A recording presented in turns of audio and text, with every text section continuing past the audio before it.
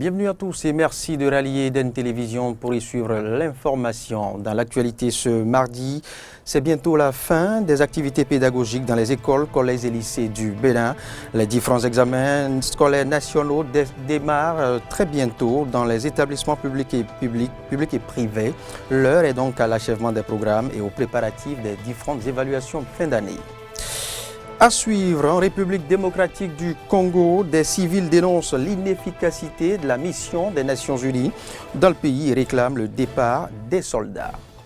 Et puis hors du continent africain, le Parlement européen doit ratifier ce jour l'accord commercial définitif entre l'Union européenne et le Royaume-Uni. Voilà pour le sommaire.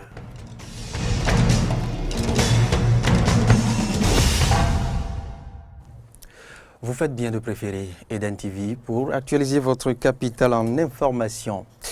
La vague des examens scolaires nationaux au titre de l'année scolaire 2020-2021 va bientôt démarrer. À quelques semaines seulement de ces échéances, eh bien, nous nous sommes intéressés au niveau d'exécution des programmes dans différents établissements de Cotonou. C'est un reportage de Clémence Tonoucoin et de Jean-Baptiste Bocon. L'année scolaire 2020-2021 tend progressivement à sa fin. Dans quelques semaines, les différents examens vont démarrer. Même si les dates officielles de ces examens sont encore attendues, l'heure est à l'achèvement des programmes d'études dans les collèges publics et privés. Tous les programmes pratiquement sont terminés. Dans les classes des mains, comme dans les classes intermédiaires, je dois vous le rassurer. Et pratiquement tous les programmes. Mathématiques, histoire et géo, SDT. Pour ceux-là qui n'ont pas encore fini, je crois, à cette fin de semaine jusqu'au vendredi, ils vont le terminer. Donc, aussi bien en classe d'examen que dans les classes intermédiaires. Seuls ceux qui ne peuvent pas terminer cette semaine, mais qui vont finir quand même, c'est ceux-là qui n'ont pas eu de professeur. Donc, jusqu'en décembre.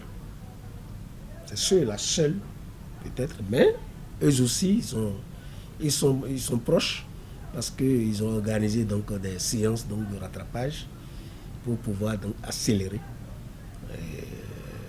la fin donc, du programme. Le programme est déjà terminé, hein. Nous sommes déjà dans les révisions. Parce que certains professeurs ont déjà terminé, ils ont déjà commencé la révision. Mais ceux qui sont un peu encore derrière, on leur donne jusqu'à la fin de ce mois pour terminer totalement le programme. Dans le souci de mieux préparer les candidats aux examens, des séances de renforcement sont prévues à leur intention. La stratégie de révision semble être la même dans plusieurs établissements scolaires. Nous avons démarré avec les cours de renforcement depuis février. Ces cours de renforcement continueront jusqu'au 29 mai. Donc les révisions ont déjà même démarré avec les professeurs. Et les derniers devoirs sont programmés pour la semaine prochaine. Juste après ça, les révisions en bonne et due forme donc avec toutes les classes parce que nous allons organiser autrement. Puisque les programmes sont terminés, nous sommes en train donc de nous organiser pour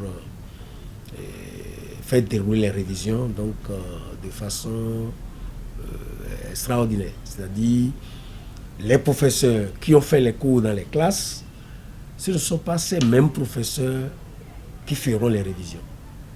Donc les enfants vont voir d'autres professeurs pour traiter donc les différents types d'exercices donc avec eux. Pour que les enfants aient encore d'autres sons de cloche. Ordinairement, nous invitons les enseignants d'autres établissements pour venir donner un autre son de cloche à ce que les enfants ont reçu à travers leurs professeurs ici. Et ça ne fait que renforcer le niveau intellectuel de nos apprenants. Il faut d'abord faire les examens blancs. C'est les résultats de l'examen blanc qui nous guident à faire la révision. Nous voyons là où ça ne va pas du tout et mettre, comme on appelle, des bouchées d'eau pour que ça puisse aller d'avance. Quelques candidats rencontrés disent ne pas attendre les derniers jours pour se mettre au travail. Je révise mes leçons, je m'entraîne en faisant des exercices. Un élève qui est en classe d'examen ne doit pas attendre l'apport des examens avant de commencer les révisions.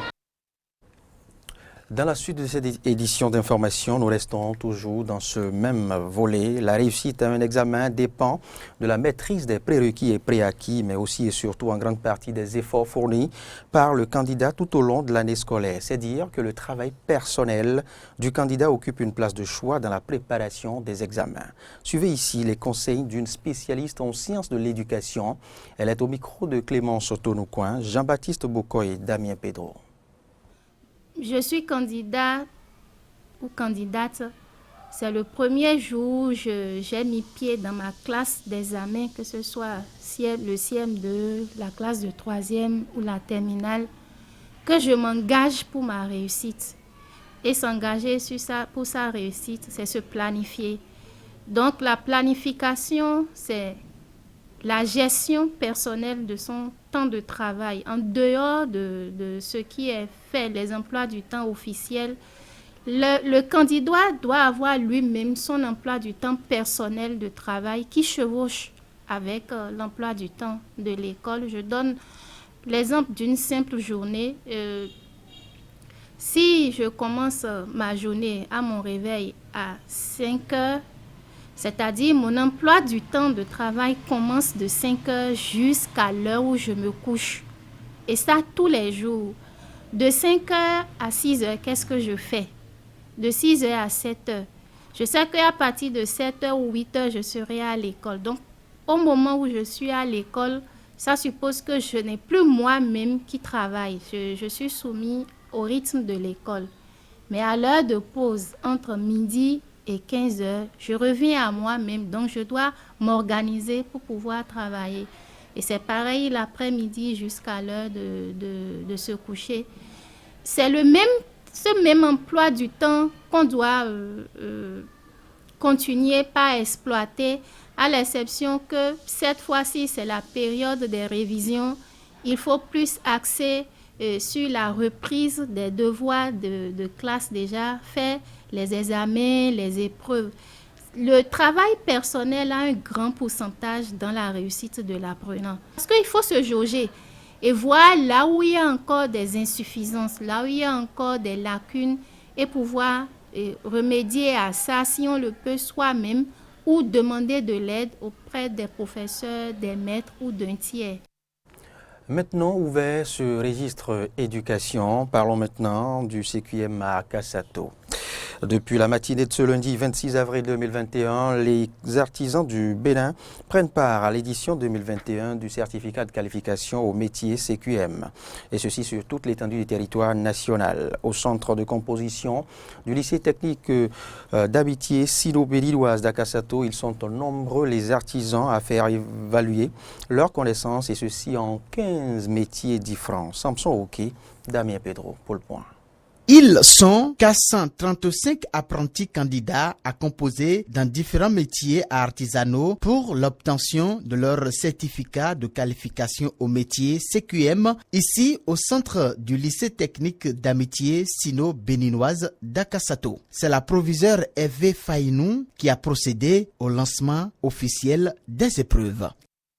Le certificat CQM a démarré effectivement aujourd'hui 26 avril 2021 au lycée EFS d'Akassato. Ils sont répartis en 15 spécialités, à savoir la maçonnerie, la menuiserie, la photographie, la coiffure dames et hommes, les couturières, etc. Pendant 6 heures de loge, les candidats, sous la supervision des jurys, vont démontrer leurs compétences et savoir-faire dans les différents métiers. Selon le président du collectif des artisans de la commune d'Abomey-Calavi, toutes les dispositions sont prises pour que tout se déroule sans anicroche. Ça se déroule très bien. Les candidats sont venus, les jurys sont là et les épreuves aussi. On a déjà lancé les épreuves. Si tu as bien pris ton métier, tu n'auras pas peur pour fuir les épreuves qui vont t'attribuer. Il n'a pas peur chez les candidates et les candidats. Ils sont fiers pour travailler pour obtenir leur certificat de qualification au métier. Répartis dans 5 centres de composition, ils sont 862 candidats dans 15 différents métiers pour le compte de la commune d'Abomey-Calavi. Loin de la pratique à Abomey-Calavi, nous nous rendons maintenant en RDC, en République démocratique du Congo. Des civils demandent le départ des soldats de l'ONU. Depuis plusieurs jours déjà, des manifestants dénoncent l'inefficacité de la MONUSCO malgré les 20 000 hommes déployés sur place et le milliard de dollars investis chaque année. Le problème reste l'insécurité. Reportage. Des tweets en signe d'excuses et une vidéo des plus explicatives. Les agents de la MONUSCO, la mission de l'Organisation des Nations Unies en République démocratique du Congo, sont dans le viseur de la population congolaise. Samedi, un chauffeur a été interpellé durement par des casques bleus chinois après qu'il a renversé en voiture l'un de ces derniers.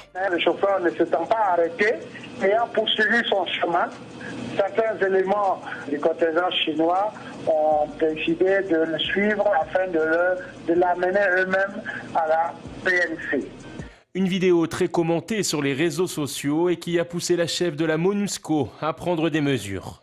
La chef de la MONUSCO, Bintou Keita, exprime son indignation concernant la vidéo qui circule montrant l'interpellation d'un civil par des militaires de la MONUSCO à Kavumu.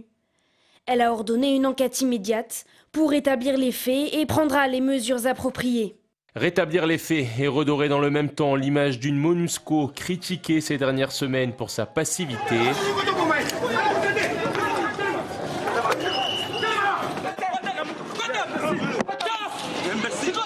Les manifestations se multiplient en effet pour dénoncer les massacres de civils, cibles présumées des combattants des forces démocratiques alliées. Un sentiment d'insécurité et d'incompréhension plane dans les plus grandes villes, notamment celles de l'est du pays. Nous demandons aux autorités de mettre tout en marche pour que nous puissions voir que la MONUSCO puisse rentrer chez eux, parce que ce n'est pas normal qu'on continue à tuer les gens à Béni et nous, en tant que des citoyens, nous puissions rester dans l'insécurité et que la MONUSCO reste là sans pour autant intervenir.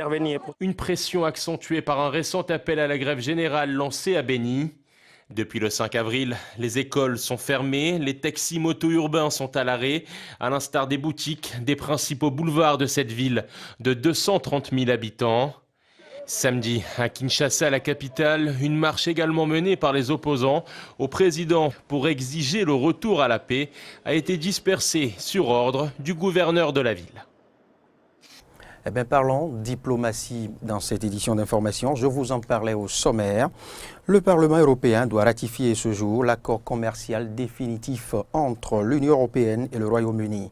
Mais les parlementaires européens traînent toujours le pas. Ils reprochent à Londres de ne pas avoir mis en place des contrôles de marchandises avec l'Irlande du Nord. Reportage. Plus de 4 mois après l'annonce d'un accord commercial sur le Brexit, ce dernier va peut-être enfin entrer en vigueur.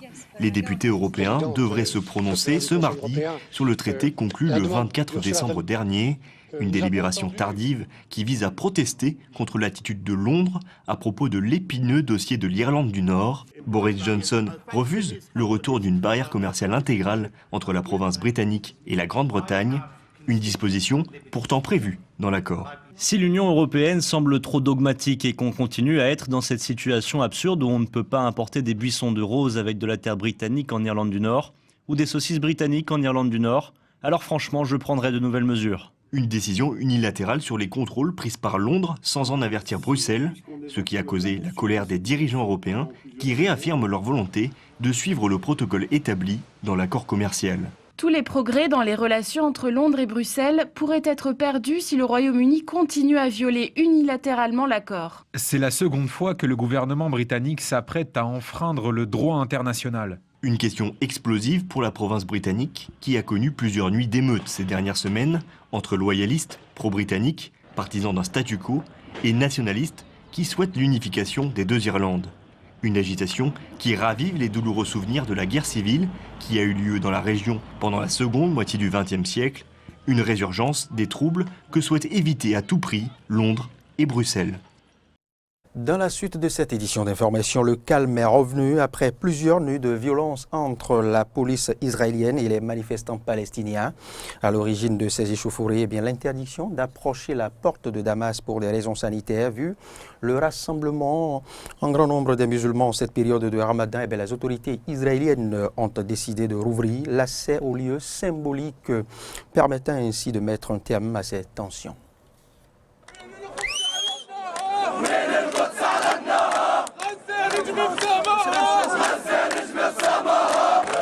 Des dizaines de Palestiniens qui applaudissent et chantent en guise de célébration.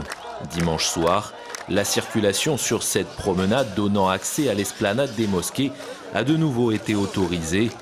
Une levée des barrières vécue comme un juste retour des choses par ces fidèles palestiniens. Depuis le début du Ramadan, Israël a décidé d'imposer une nouvelle situation autour de la porte de Damas. Cette nouvelle réalité ne correspond pas aux besoins des habitants de la ville. En tant que musulmans, nous avons l'habitude de nous asseoir à côté de la porte de Damas après les prières et les forces d'occupation ont décidé de fermer cet espace. Les Palestiniens ont récupéré un de leurs droits. L'histoire ici, à la porte de Damas, n'est pas le retrait de ces barrières, mais la raison pour laquelle les Israéliens avaient mis ces barrières en premier lieu. Maintenant, les Palestiniens peuvent se déplacer librement dans cette zone et se retrouver à un endroit où ils aiment être. En raison de l'épidémie de Covid-19, les forces de l'ordre israéliennes avaient récemment fermé l'accès et interdit tout rassemblement sur cette promenade, provoquant la colère des Palestiniens, habitués à se réunir près de la porte de Damas durant le Ramadan. Jeudi soir, les tensions étaient encore montées d'un cran lorsque ces derniers ont voulu s'opposer à une manifestation de juifs de droite radicale à proximité. S'en étaient suivis des heurts particulièrement violents avec la police israélienne, faisant plus d'une centaine de blessés parmi les Palestiniens. Et dimanche, quelques heures avant la levée des restrictions, des centaines de manifestants avaient décidé de se rassembler à Gaza pour apporter leur soutien aux Palestiniens. Aujourd'hui, nous sommes sortis avec cette grande foule pour déclarer notre soutien aux jeunes de la ville de Jérusalem qui font face à l'occupation, aux héros qui s'opposent aux Israéliens qui détruisent la ville de Jérusalem. Nous et Jérusalem ne faisons qu'un face à l'occupant. Nous envoyons un message à l'ennemi sioniste et aux sanctifiés. La jeunesse, le peuple et la résistance de Gaza sont avec vous et ne vous lâcherons pas. Nous serons toujours en première ligne et nous donnerons nos âmes et notre sang en sacrifice pour Jérusalem et la mosquée Al-Aqsa. Bien que la police israélienne ait dimanche soir dispersé la foule et procédé à une arrestation après que des drapeaux palestiniens ont été brandis à la suite de la levée des restrictions sur l'esplanade des mosquées, les tensions semblent être retombées, un retour au calme qui reste fragile. Et c'est en Syrie que nous allons mettre un terme à ce point de l'actualité. Les populations déplacées à la frontière turque sont de retour au pays après plusieurs jours d'intenses combats. Les négociations qui ont abouti à cette trêve ont été signées sous l'égide de la Russie. Précision. Un retour au calme après près d'une semaine de conflits meurtriers. À Kamishli, capitale de la région autonome de facto du Kurdistan syrien, des combats ont éclaté en début de semaine dernière après l'attaque par les troupes gouvernementales d'un poste de contrôle tenu par les forces kurdes. Conséquence, plusieurs personnes ont été tuées et d'autres blessées lors de ces affrontements. Dimanche dernier, un cessez-le-feu parrainé par la Russie a été trouvé. Une trêve permanente, arbitrée et garantie par les forces gouvernementales et les forces russes a été conclue dans la ville de Kamishli. Les forces de sécurité kurdes de la région autonome du nord-est de la Syrie resteront attachées à cet accord tant qu'il ne sera pas violé par d'autres parties. Ce lundi, des véhicules russes patrouillaient pour veiller au respect du cessez-le-feu. Les centaines de civils, contraints de quitter la ville pour échapper au conflit, ont pu regagner leur domicile. Un soulagement pour ces Syriens qui avaient dû plier bagages dans la précipitation. Les affrontements ont commencé et nous sommes partis. Aujourd'hui, nous retournons dans nos maisons. Nous étions perdus sans maison, nous n'avions même pas d'eau dans la nature. Maintenant, nous sommes retournés dans nos maisons pour y résider à nouveau, si Dieu le veut. Cela fait une semaine et certaines personnes n'avaient nulle part où habiter. Les gens vivaient et dormaient dans les rues. J'ai habité dans une mosquée pendant 2 ou 3 jours, grâce à Dieu. Les gens sont de retour chez eux maintenant. Nous ne voulions pas que toutes ces choses arrivent. Nous ne voulions pas de bombardements, d'attaques, ni que tous ces civils soient déplacés. La réalité est que nous exigeons la sécurité et la dignité pour les populations. Nous voulons que les choses soient stables, avec de la discipline, la sécurité et la paix, et c'est tout. Ce n'est pas la première fois que des tensions éclatent à Qamishli entre anciens alliés de la guerre contre Daesh. Le gouvernement syrien ne reconnaissant pas l'autonomie revendiquée par les Kurdes. Eh bien, ce sera tout pour ce point de l'actualité sur Eden TV. L'information se poursuit sur nos différentes plateformes digitales, Facebook, Twitter et YouTube, et sur notre site internet belin-6eden.tv. Bon appétit.